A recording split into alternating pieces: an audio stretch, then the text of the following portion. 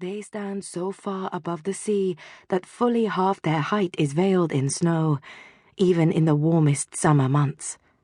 In those days, the four sisters were home to my kind, thunder tigers, or Arashtora, as some among you name us, and the tallest peak was the seat of the Khan, the ruler of all our race. Monkey children, such as yourself, were not welcome there. Visitors had come to us in days past, of course, samurai mostly, warriors, true, flying up the mountain in bloated wingless birds to seek audience with our greatest. Steel in their hands and fire in their hearts, these men of pride would seek the right to ride one of us in battle, as if we were kin to the poor beasts of burden coughing and wheezing in the fields below. Your kind gifted a name to warriors who had sat astride thunder tigers in ages past. Stormdancers, you called them.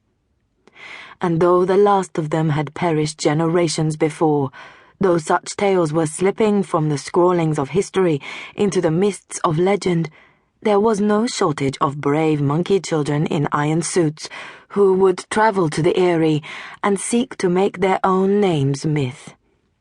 The polite ones we simply sent packing with scars enough to remember us by.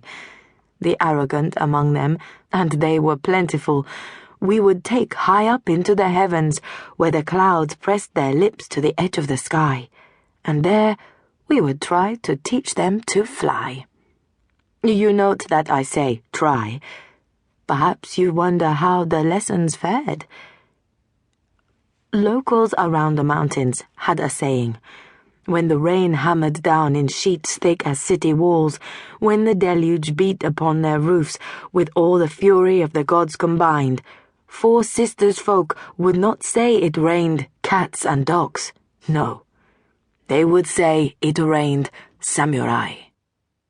Fact the second, the boy did not fly to the mountains, as most who sought audience with our Khan did.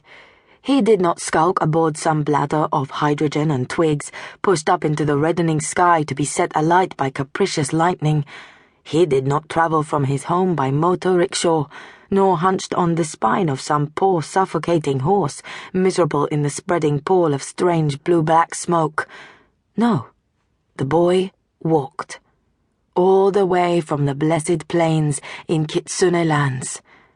A journey of something close to 1,000 miles, with only a stick of lacquered pine in his hands, and a small winter sparrow sitting on his shoulder, white as newborn snow. And the third fact you should be availed of, little one, the most important of them all. The boy was blind. The scruffy locks overhanging his lashes could not hide the vacancy of his gaze from my eyes. The cloud-white film over iris and pupil, the way he kept his head tilted, staring into nothing.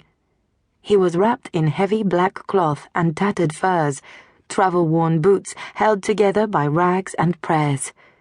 He did not hide his eyes from the burning sun behind goggles of black glass, as many monkey children now did.